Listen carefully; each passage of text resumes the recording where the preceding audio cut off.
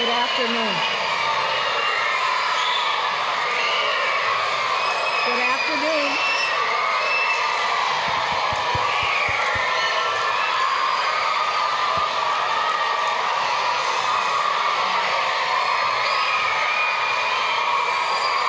Good afternoon.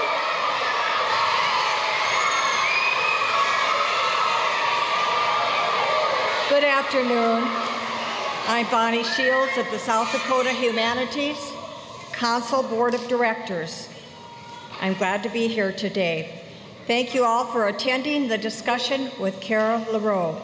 She's author of the Infamous Ratsos, Two Heads Are Better Than One. Today's event is part of the annual South Dakota Festival of Books and Young Readers Festival sponsored by the South Dakota Humanities Council. We also want to thank the Washington Pavilion for hosting this event. Even more Young Readers Festival will be hosted here tomorrow. And finally, our program today would be impossible without the help of some very special friends.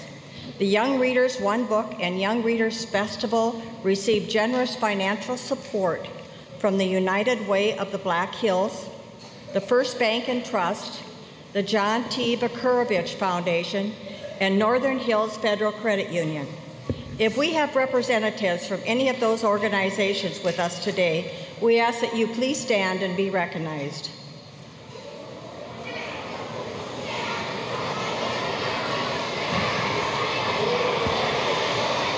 Okay.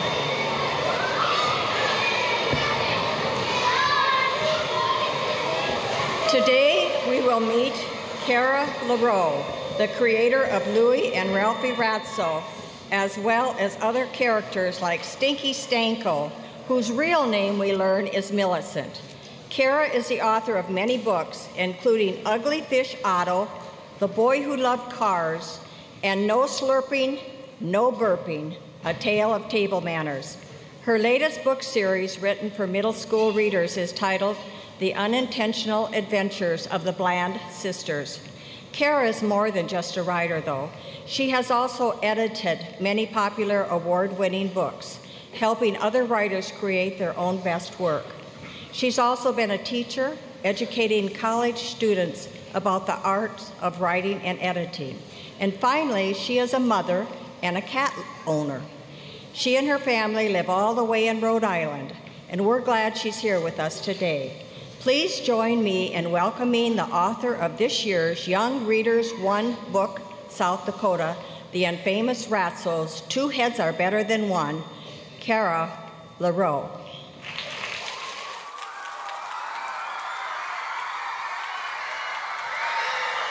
Thank you.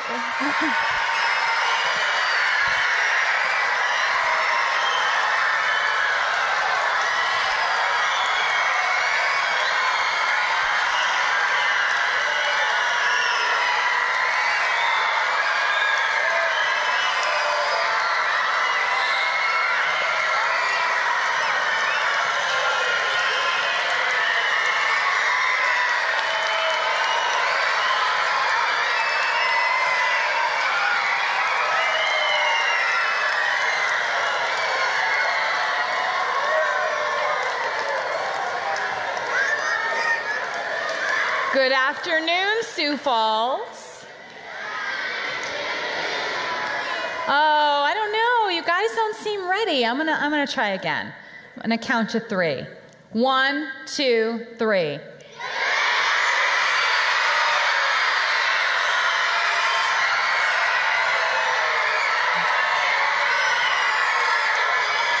Okay.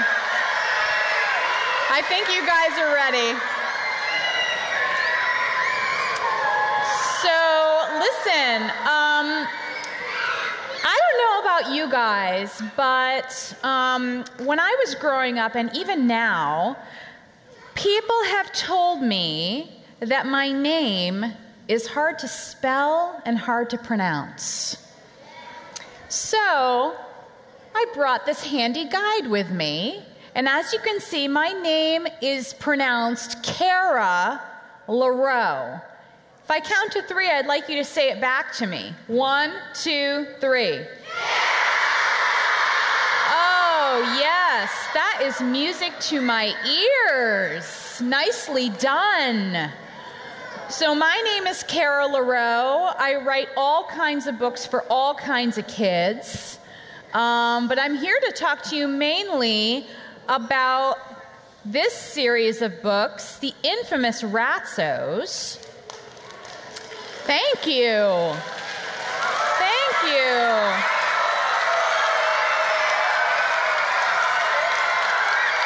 What can I say?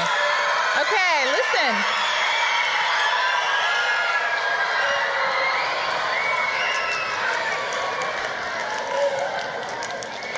I thought that I might read to you from one of them, namely this one called, I think you know it? Do you know this book?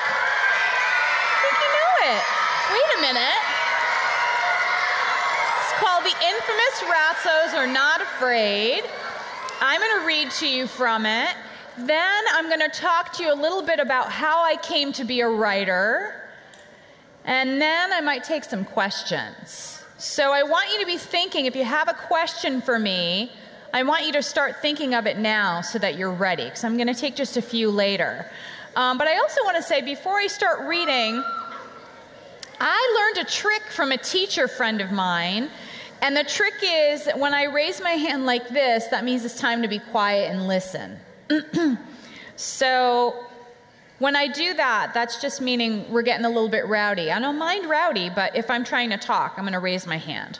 So I'm going to read from this book, and I will have you guys follow along. So this is The Infamous Ratsos Are Not Afraid. It's written by me, Kara LaReau. It's illustrated by my good friend, Matt Myers. And the first chapter is called Junk, Junk Everywhere. This is Louis Ratso. This is Ralphie Ratso. The Ratso brothers are walking home from the big city carnival. I love the carnival, Ralphie says. He takes an extra big bite of his cotton candy. Me too, says Louis. I love the rides and the food and the games in the arcade. The arcade games are my favorite, Ralphie says. I love the ring toss and the whack-a-mole and the rope climb and the fortune teller and the high striker and the prizes. There's only one thing I don't love about the carnival, Louis says. The fact that it only happens once a year. I wish we could go there every day. When the Ratsos reach their neighborhood, they walk extra fast as they pass the haunted house. That's what all the kids in the neighborhood call the rundown house on the corner. They say a ghost lives there who only comes out at night. Louis always gets goosebumps when he walks past the haunted house. He doesn't tell Ralphie this. Louis is the older brother, so he's supposed to be the braver one. Whoa, that's a lot of junk, Ralphie says. He points to the lot next to the haunted house. Louis has never really noticed the lot because he's too busy trying to hide his goosebumps. But if there's one thing the Ratsos love, it's junk, especially someone else's old junk. And this lot is full of it. Before the Ratsos know it, they are rummaging through the junk piles. And before Louis Ratso knows it, his brain is working on something. I know that look, Ralphie says. You have an idea. Yep, a big one, says Louis. Does it involve cleaning? Ralphie asks. Cleaning is Ralphie's least favorite activity. It does, says Louis, but it's going to be fun. Trust me. Ralphie considers the mess all around them. Where do we start? First, we'll need help, Louis says. A lot of it. Should I read another chapter? All right. Okay, one more chapter. Chapter 2 is called Fun Time.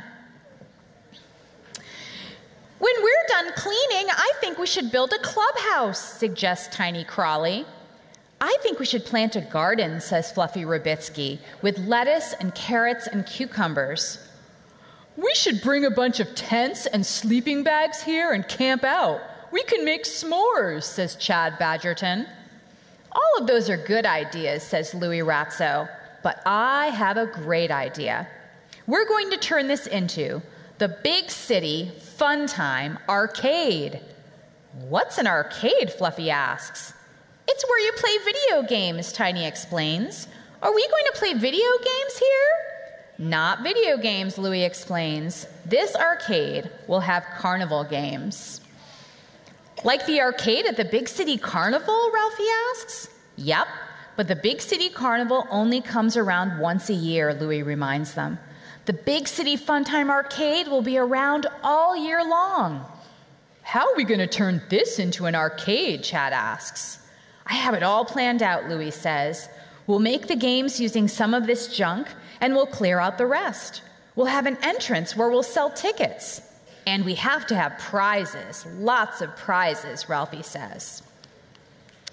I figure we can give away our old toys, Louis says. When we make enough money from the tickets, we can buy better stuff. I have lots of old toys at home, says Tiny. Me too, says Fluffy. Excellent. Okay, back to work, team, shouts Louis. First we clean, then we build, then we play. What about all the old furniture over there? Chad says. He points to the pile of junk closest to the haunted house. Just looking in the direction of the haunted house gives Louis a wave of goosebumps. He pretends to consult his plans extra carefully. You take care of it, Chad, Louis says. Why don't you take care of it? Chad asks. I'm supervising, Louis says. I thought we were supposed to be a team, Chad says. Or maybe you're afraid to go over there? I'm not afraid, says Louis. I just have a lot of work to oversee.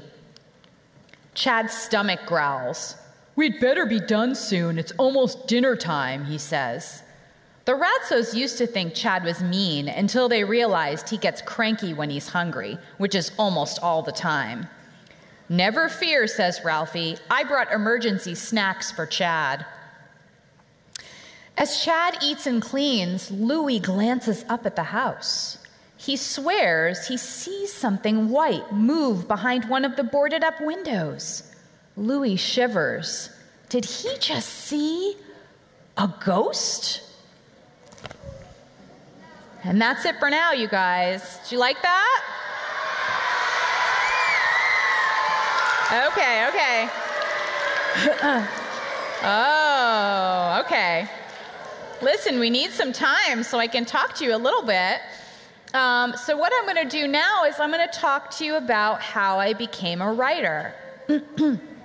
And like I said, I'm going to talk to you for a little bit, and then I'm going to get to a point where I'm going to get really sick of hearing myself talk. And when that time happens, I'm going to want to take some questions. So like I said, be thinking of a question you might want to ask me, because I love questions. So I'm going to talk to you about how I came to be a writer. In order to do that, I need to start at the beginning. And if I'm going to start at the beginning, I'm going to have to go back in time. Do you guys want to go back in time with me? Okay. If we're going to go back in time, we all need to close our eyes, and then are you closing your eyes? All right. So let's count to 3. 1, 2, 3.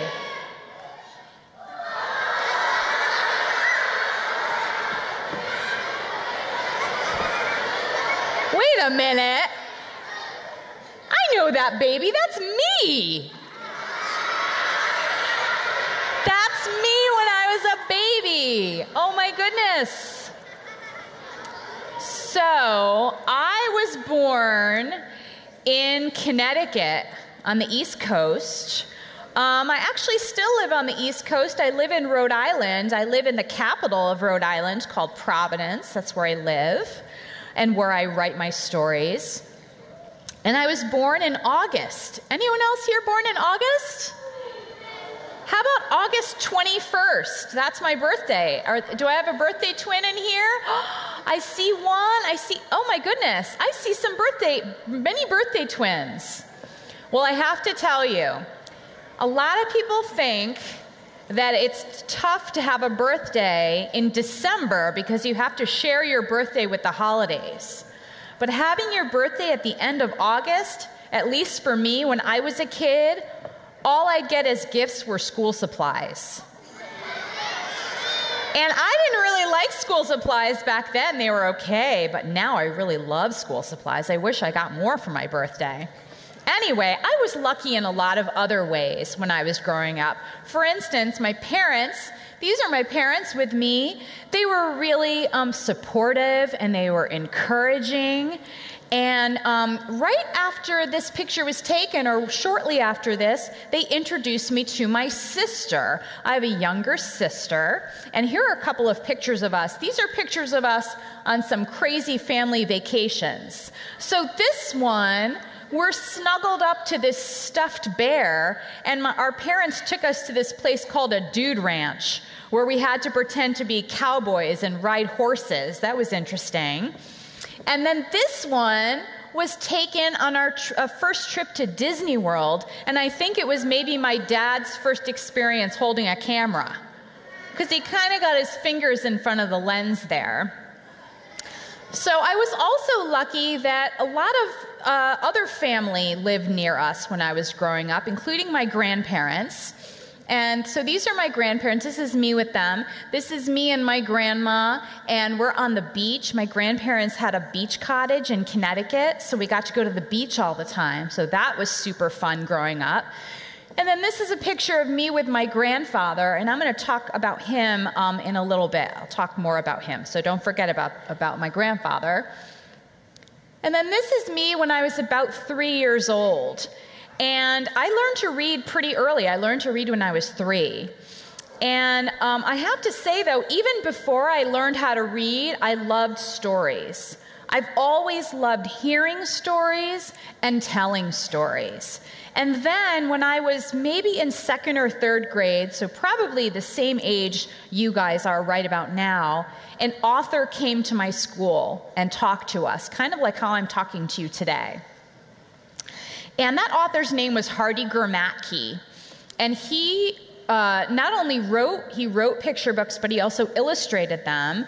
And he was best known for, this picture book called Little Toot, which is about this cute little tugboat. So he came to the school and he talked about how he wrote and illustrated, and he drew some amazing pictures for us. But what I got out of the visit was that I realized that Hardy Grammatke got paid to tell stories. And I didn't realize that's something you could do for a living. That's something I already loved to do. And I knew in my heart that that was one of the things I loved to do most of all. So as soon as I realized that I could get paid to tell stories, that was it for me. I knew I wanted to be a writer. So I started to write all the time, and I was already reading all of the time. And people like to ask me what kinds of books I liked to read when I was a kid. When people ask me that, I always feel put on the spot, and I can never think of any of the books that I used to read when I was a kid. So I thought I'd put some up here on this slide for you. These are some of the books that I read when I was a kid. Do any of these look familiar to you? Yeah? These are really good books. I'm glad to hear that.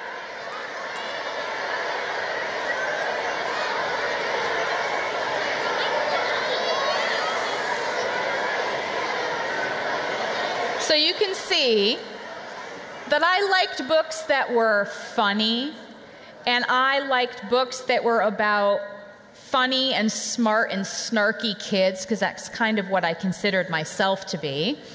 And I liked mysteries, and I liked adventures. And then when I got to be a little bit older, I liked books that were kind of spooky and scary.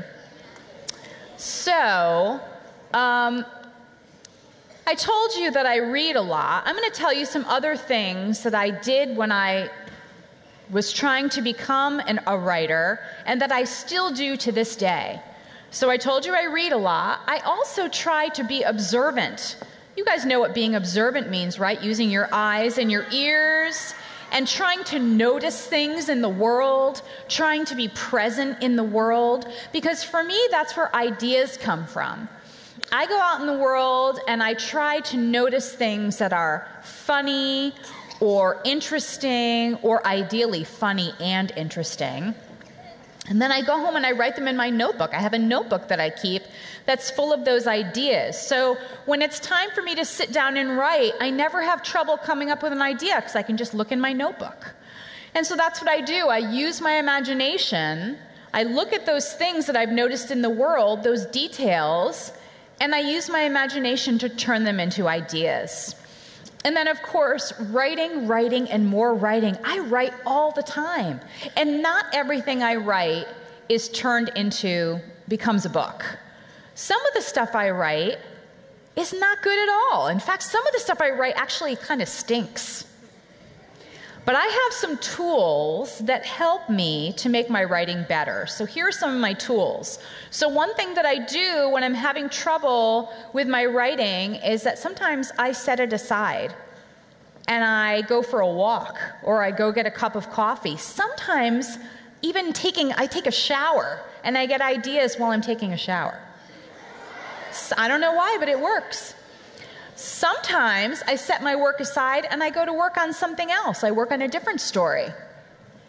Sometimes I share my work with others. I belong to a writing group, and there are 3 of us. We're all writers, and we get together every month, and we share our work with each other, and we give each other suggestions for how to make our work better, and then usually we eat some dessert. That helps a lot. Sometimes I try everything, and I can't figure out how to make my story better, but you know what? That's okay too. Not every story works out. I just consider it good practice. Writing takes a lot of practice, just like anything else that you want to become good at. If you want to become a better writer, you just keep writing. So I did all this writing and reading and coming up with ideas. I went to school for writing. And then I ended up getting a job as an editor at a book publisher. And an editor's job, as an editor, I wasn't writing. My job was to help other writers to make their books as strong and as clear and as entertaining as they could be. And so here are some of the books that I worked on when I was an editor. Do you guys recognize any of these? Yeah. I bet you do. Yeah. Yeah.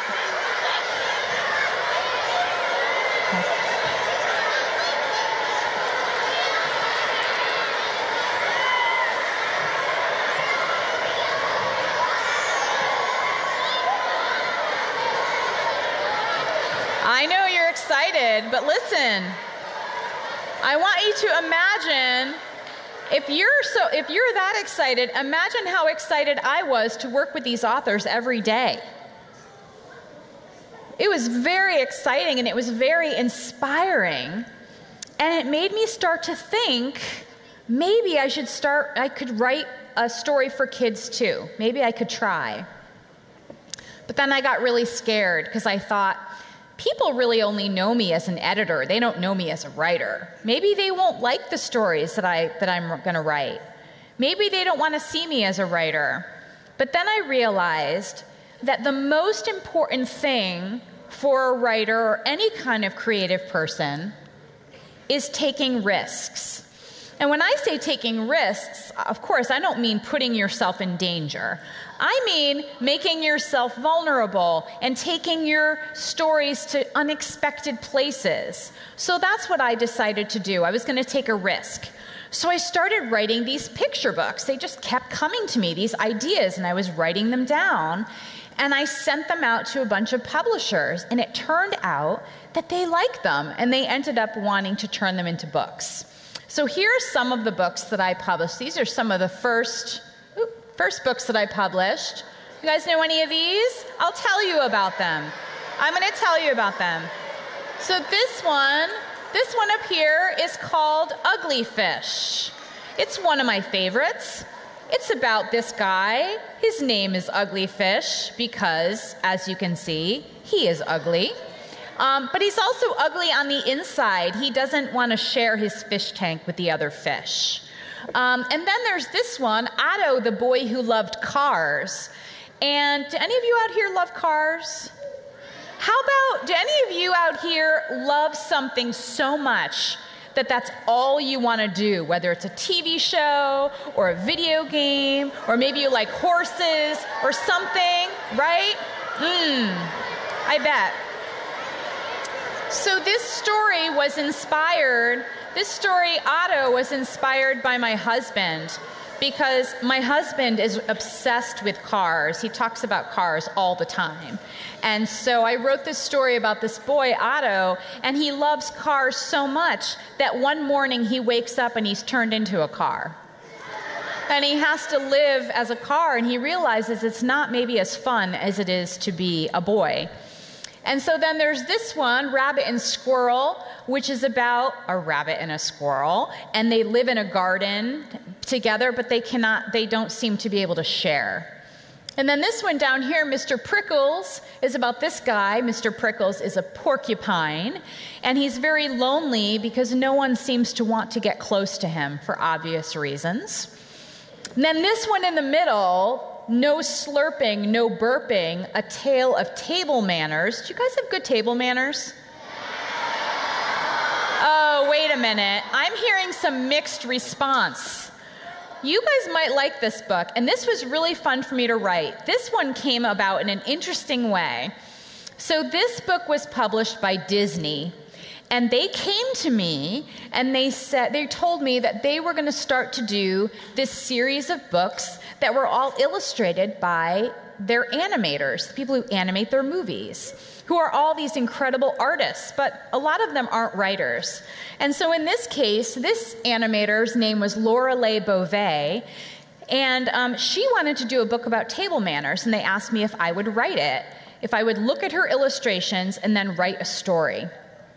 And first of all, I was excited because I think table manners are really important. I think all manners are really important.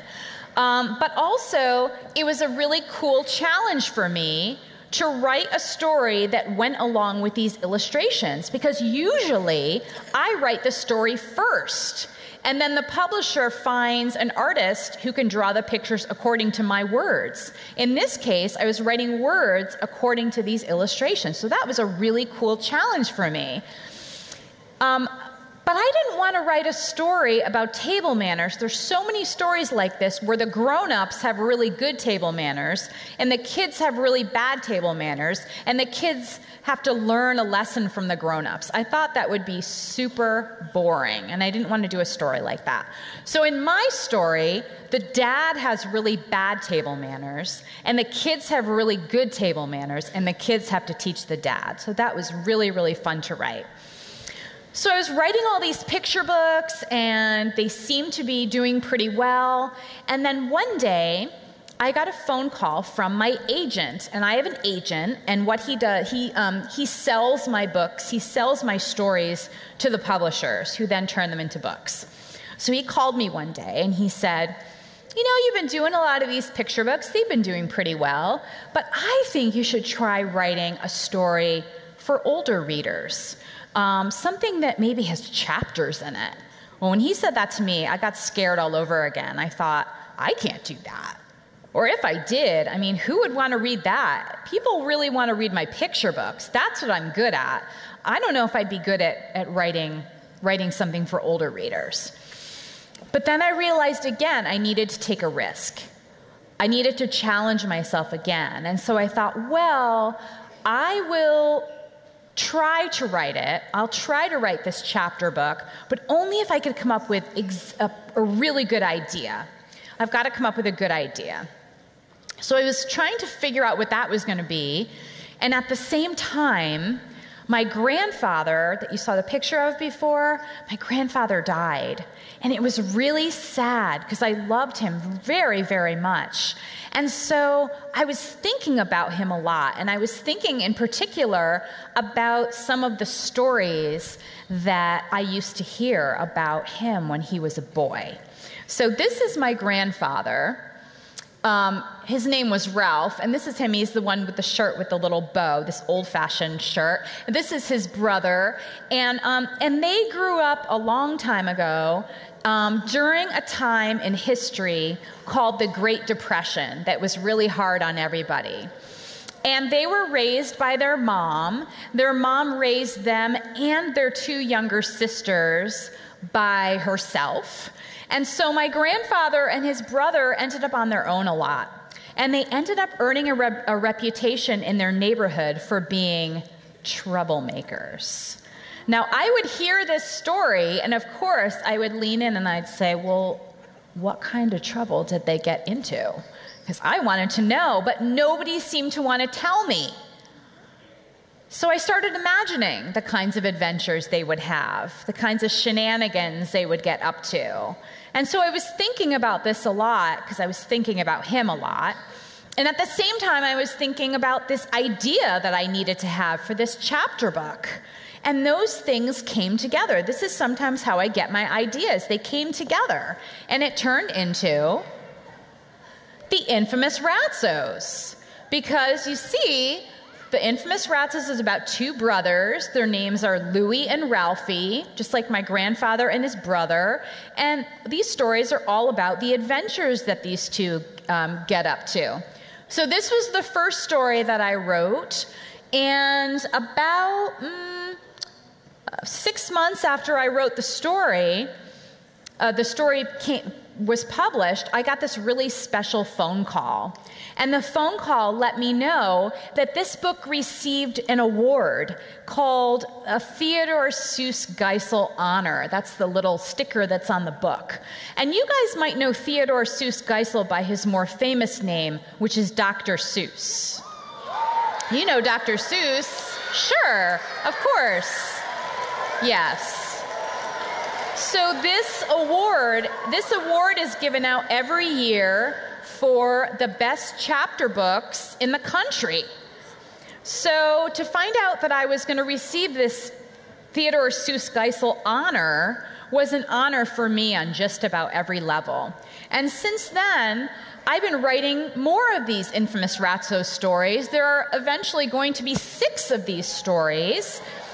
You guys have read the first 2, which is the Infamous Ratsos and the Infamous Ratsos Are Not Afraid. You've read those, I think. The third book is coming out in just a couple of weeks. And thank you.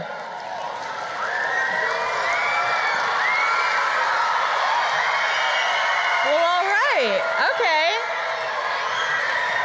And if we have time, listen, if we have time at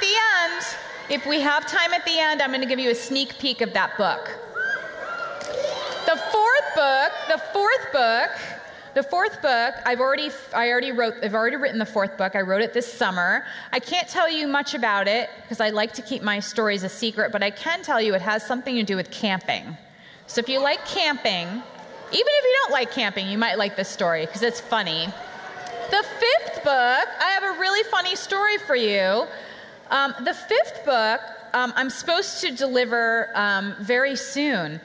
And yesterday, I was traveling here from Rhode Island, and I had a big delay at the airport. I ended up being stuck at the airport for 8 hours, which is a crazy story. But while I was stuck at the airport, I had my laptop with me, and I wrote the entire first draft of the 5th book. So I'm pretty excited about that one. And then the 6th book, I think I know what it's going to be about, but I haven't written it yet. I've still got to write that one. And then on top of that, I have this other series of books that I've been working on. And this is a series of books for even older readers. I challenged myself again, and I wrote for even older readers. And this series is called The Unintentional Adventures of the Bland Sisters. And it's about these 2 kids who are named Jaundice and Kale. And they are the two most boring kids in the world. So their favorite thing to eat is cheese sandwiches on stale bread. And their favorite thing to drink is flat soda. And the only book that they read is the dictionary. So you can imagine what happens when these two kids get pulled into these really exciting adventures. So in this book, the first one, the Jolly Regina, they are kidnapped by a crew of really nasty lady pirates. And then in this book, The Uncanny Express, they end up on a train and they have to solve a mystery. Do you guys like mysteries? Yeah. I like mysteries too. I told you that that's one of the kinds of books I loved to read when I was a kid. So it was like a real treat for me to actually write a mystery myself. And then there's a third book that I've already finished, and that book comes out in January. And then on top of all of that, I've got all these other books that I'm working on. So this one here is a new picture book. It's the first picture book I've written in a while. It came out a couple months ago. It's called Goodnight Little Monsters, and it's it's a bedtime story. Most bedtime stories have cute and cuddly animals in them. I didn't want to write a bedtime story like that, so mine has monsters in it. And then I'm working on another picture book right now. I'm working on a new chapter book series. There are going to be 3 books in that series. And I just finished writing another picture book that I sent to my writing group, and I can't wait to hear what they think of it. So I'm writing all the time. I'm coming up with new ideas all the time. And I'm challenging myself all the time. Like I said, being a writer, being a creative person is all about taking risks. Now, you guys have read The Infamous Ratsos Are Not Afraid. So you know that the story, one of the things that the story talks about is how there are a lot of different ways to be brave. Louie and Ralphie learn that being brave is not just about being a hero. Being brave is not just about going up to a haunted house, a house you think is haunted, and ringing the doorbell. Being brave can be sticking up for someone who's being picked on. Being brave is also about challenging yourself in life. And so not too long ago, because I'm interested in being brave and because I've been taking risks in my own life, I read this book, a book for grown-ups, and I learned something about the word courage. And this is what I learned. That courage, in the book, it said courage is a heart word. And what that means is pretty literal, that the original definition of courage, the word courage, the word cor, the part of the word that's cor, is actually from the word cor, which is the Latin word for heart. So courage, the original meaning of the word courage, was not about being a hero. The original definition was to speak one's mind by telling all one's heart. And that really spoke to me because that is what I try to do every day with my writing. So I hope that you've enjoyed hearing a little bit about my writing, how I came to be a writer, and some of the challenges that I've taken in my writing. I also hope that hearing about some of the risks that I've taken might inspire you guys to take some risks in your life and maybe even in your own writing too. I told you I was going to get to a point where I was going to feel really sick of hearing myself talk, and that time is right now. So I'm going to take a few questions. Can we raise the lights a little bit? Oh my goodness, you people are beautiful. I didn't even know because the lights were down. So I have a little bit of time, so I think what I'm going to do is I'm going to say 5 questions. So I'm going to take 3 from down here, 1, 2, 3, and then 2 from up there, if I can. So I'm going to start over here, and I'm going to start with this gentleman. Looks like he's wearing a Nike sweatshirt, red. What is your name? And what's your question? How long have I been writing? That's a really good question. And there's 2 ways to answer that question. because, like I said, I've been writing all my life. But I didn't really start publishing books until about 15 years ago. So I've been writing all my life, but I've actually been publishing books for 15 years. Does that answer your question? Okay. Question number 2. Let's see. Oh, a rainbow. I'm a sucker for a rainbow shirt. It says good vibes. What's your name? And what's your question? Why did I like to start writing in the first place? A couple of reasons. One is that I always loved hearing stories and telling stories, right? But I also realized when I was young that when people told stories, other people paid attention. And it's like when I started telling stories, it's like I had a voice that people really wanted to listen to. So that's kind of why I started, was that I liked that feeling of like people actually listening to me. Because sometimes when you're a kid, you feel like nobody listens to you, right? And so that's how I felt when I started writing and I started expressing myself. People really paid attention, and I liked that feeling a lot. Does that answer your question, Kelly? Yes. Excellent. Question number 3. Let's see who I see out here. Oh, I see a boy there wearing a Superman shirt. What's your name? What's your question?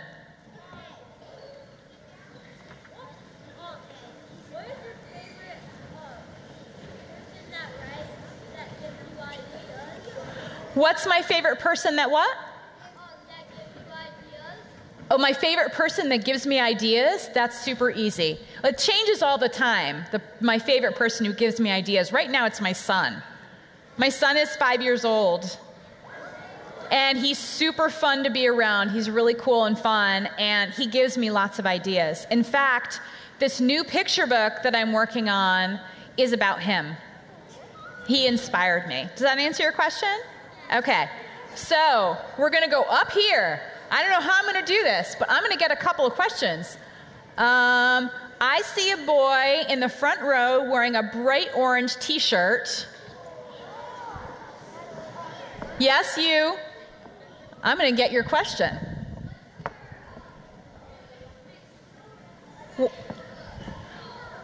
What's my what? What's my next book called? Do I give that away? I think I will. Only if you guys can keep a secret. Can you keep a secret? Okay. Okay. All right.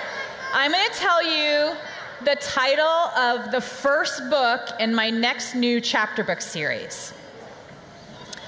So the series is going to be about a girl and a boy who are best friends, and one day they find a cat, and the cat may or may not be a zombie. Yes. I know. It's exciting. And the name of the first story, this is going to be 3 books in this series, the name of the first story in that series is called Rise of Zombert. Rise of Zombert. That's what it's called. So look out for that. All right, I'm coming over here.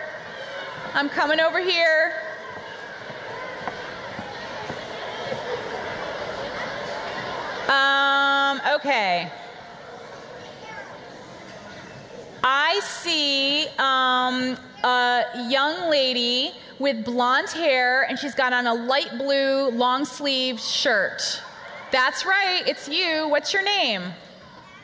And what's your question? Say it real loud so I can hear you. Sorry, everyone's talking. Say it again. How many books in total have I made? That's another really good question. And that's another question that has 2 answers to it. Here are the 2 answers. How many books have I made? The first way to answer it is how many books have I had published? And the answer to that, I think, is about 15. 15 or 20, including the books that I'm working on now that haven't quite yet come out. But the other way to answer that question is how many books have I written, because as I've mentioned, there's so many stories that I write, there's so many books that I write that end up not being turned into books. Because either I don't think they're good enough yet, or I might send them to my agent and he might not think they're good enough yet, or we both think they're great and we send them out and no publisher wants to publish them. So that happens a lot. Any of those things can happen. And so the other way to answer that question, how many books have I written? I don't even know the answer to that. There must be hundreds that I have on my computer that just never got published. But like I said, I consider all of those good practice. Does that answer your question? I think that was 5. I think what I'm going to do now is give you a sneak peek at the next Infamous Ratsos story. Do you guys want to see that? Okay. All right. All right. So we're all going to count to 3. 1, 2, 3.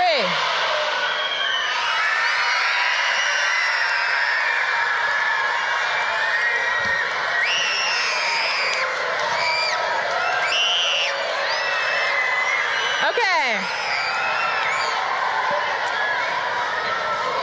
I'm not going to tell you everything about, I don't want to give it away. I don't want to give everything away about what this story is about. But I think that one thing about book covers, they say you can't tell a book by its cover, but you can tell a couple things about its cover. So let's see what we can figure out by this cover. So you see Louie and Ralphie on the cover. Does Ralphie look happy? No. So it looks like the Ratso brothers might have some trouble. They might be having some trouble. And then this area behind them is very green. This kind of looks like a park, doesn't it? So it seems like some of the story might take place outside in this park. And then, I don't know if you see in the distance, there are these 2 characters here. One of them is the rabbit that is actually Louie and Ralphie's friend. Her name is Fluffy Rabitsky. So she's in the story, and she's holding a watering can, so she might be doing some gardening. So there might be some gardening in the story. And then she's standing next to this character that has not been in any of the other books. This is a new character, and his name is Chuck Wood. And Chuck Wood he's kind of a jock. And he's actually a baseball player. He's dressed in a baseball uniform, so there might be some baseball in this book too. So this book is called Infamous Ratsos Project Fluffy, and it comes out on October 16th. So maybe you guys will check it out. So listen, I want to say a couple things to you before I go. And the first thing is that I want to thank you so much for coming today and listening to me and asking such excellent questions. And I also want to thank you for reading my books, because you inspire me to keep writing. When I write, I always think about the kids who will read my books, but I don't always get to see them. So to come here and to see you all here and that you are all reading my books is very, very inspiring to me.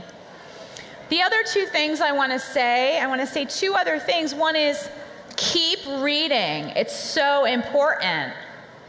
And it's so much fun. And the other is that I hope that you guys will take some risks in your life and challenge yourselves. You think you can do that? All right, that's all I need to know. My work here is done. Thank you so much.